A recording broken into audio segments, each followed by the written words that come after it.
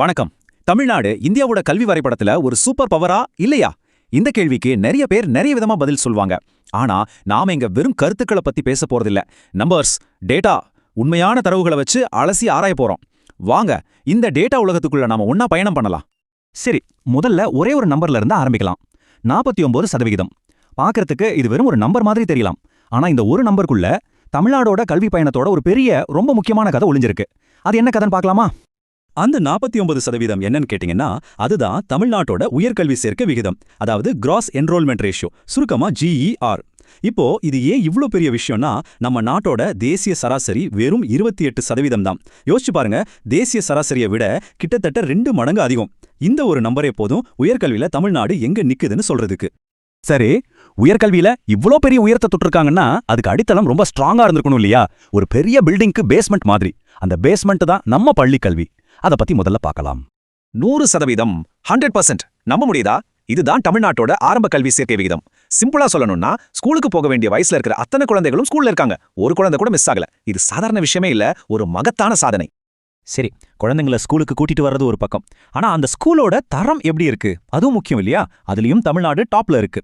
மத்திய அரசு கொடுக்கிற பெர்ஃபார்மன்ஸ் கிரேடிங் இண்டெக்ஸ், அதாவது PGI ஸ்கோர்ல தமிழ்நாடு, கேரளா, பஞ்சாப் மாதிரியான டாப் ஸ்டேட்ஸ் கூட முதல் இடத்துல இருக்கு. இது குவாலிட்டிக்கும் ஒரு சாட்சி. இப்படி ஒரு அசாத்தியமான வெற்றிக்கு பின்னாடி என்ன இருக்கு?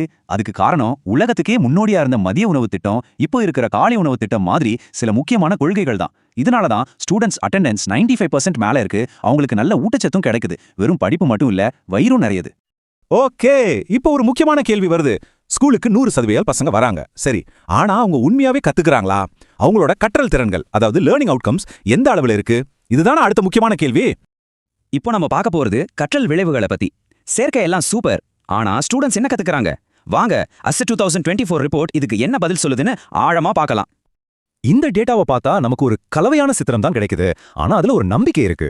உதாரணமா, 3வது படிக்கிற ஒரு பையனால 2வது பாடத்தை வாசிக்க முடியுதான்னு பார்த்தா தமிழ்நாடு தேசிய சராசரிக்கு ஈக்குவலா இருக்கு. ஆனா 5வது படிக்கிற ஒரு ஸ்டூடெண்ட் கழித்தல் கணக்கு போடுறதுல தேசிய சராசரியை விட கொஞ்சம் பெட்டராமே பெர்ஃபார்ம் பண்றாங்க. சோ சில இடங்கள்ல சரி சமமா, சில இடங்கள்ல ஒரு படி மேல இருக்காங்க. ஆனா ஒரு முக்கியமான விஷயத்தை நாம இங்க நோட் பண்ணணும். 2022ல இருந்து நல்ல முன்னேற்றம் தெரிஞ்சாலும் கொரோனாவுக்கு முன்னாடி 2018ல இருந்த கற்றல் நிலையை இன்னும் நாம முழுசா அடையல.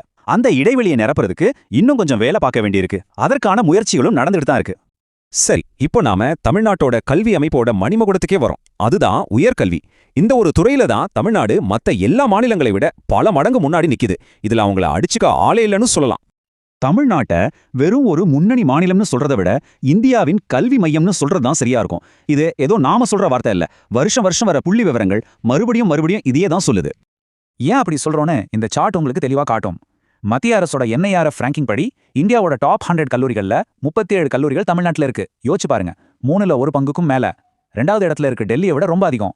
இதுக்கு பேர்லாம் உண்மையான ஆதிக்கம். இந்த ஆதிக்கத்துக்கு காரணம் இங்க இருக்கிற ஒரு நட்சத்திர பட்டாளம் தான். IIT மெட்ராஸ் தொடர்ந்து 10 வருஷமா இந்தியால number 1. NIT Trichy, VIT Vellore, அம்ரிதான் சொல்லிக்கிட்டே போலாம். இந்த மாதிரி தலை சிறந்த நிறுவனங்கள் இந்தியாவில இருந்து மட்டும் இல்ல, உலகத்துல இருந்து திறமையான மாணவர்களை ஒரு காந்த மாதிரி இழுக்குது. சரி, இவ்ளோ டேட்டாவையும் பார்த்தாச்சு. பள்ளிக்கல்வி, கற்றல் திறன், உயர்கல்வின்னு எல்லாத்தையும் அலசிட்டோம். அப்போ கடைசியா இந்த தரவுகள்லாம் சேர்ந்து நமக்கு சொல்ற தீர்ப்பு என்ன? இந்த இறுதி அறிக்கை அட்டைய ஒரு பார்வை பாருங்க. நம்ம பார்த்த எல்லாத்தையும் இது சுருக்கமா சொல்லுது. பள்ளிக்கு எல்லாரையும் கொண்டு வர்றதுலயும் உயர்கல்வியிலையும் தமிழ்நாடு ஒரு மறுக்க முடியாத தலைவர், நம்பர் 1. சமூக நீதியிலையும் ரொம்ப வலுவா இருக்கு. அதே சமயம் கற்றல் திறன்கள்ல இன்னும் கொஞ்சம் முன்னேற வேண்டியிருக்கு. ஆனா அந்த பாதையில போயிட்டு இருக்காங்க. இது எல்லாத்தையும் சேர்த்து பார்க்கும்போது தமிழ்நாடு இந்தியாவோட கல்வி வரைபடத்துல ஒரு டாப் பர்ஃபார்மர்ங்கிறதுல எந்த சந்தேகமும் இல்ல. அப்போ கடைசியா உங்ககிட்ட ஒரு கேள்வியோட முடிக்கிறேன். சமூக நீதி, எல்லோருக்கும் சமமான வாய்ப்பு, உலகத் தரம் வாய்ந்த உயர்கல்வின்னு இவ்ளோ வலிமையான அம்சங்களை வச்சிருக்கிற தமிழ்நாட்டோட இந்த கல்வி மாடல் ஒட்டுமொத்த இந்தியாவுக்கும் ஒரு ரோல் மாடலா இருக்க முடியுமா? இதுதான் நாம எல்லாரும் யோசிக்க வேண்டிய ஒரு முக்கியமான கேள்வி.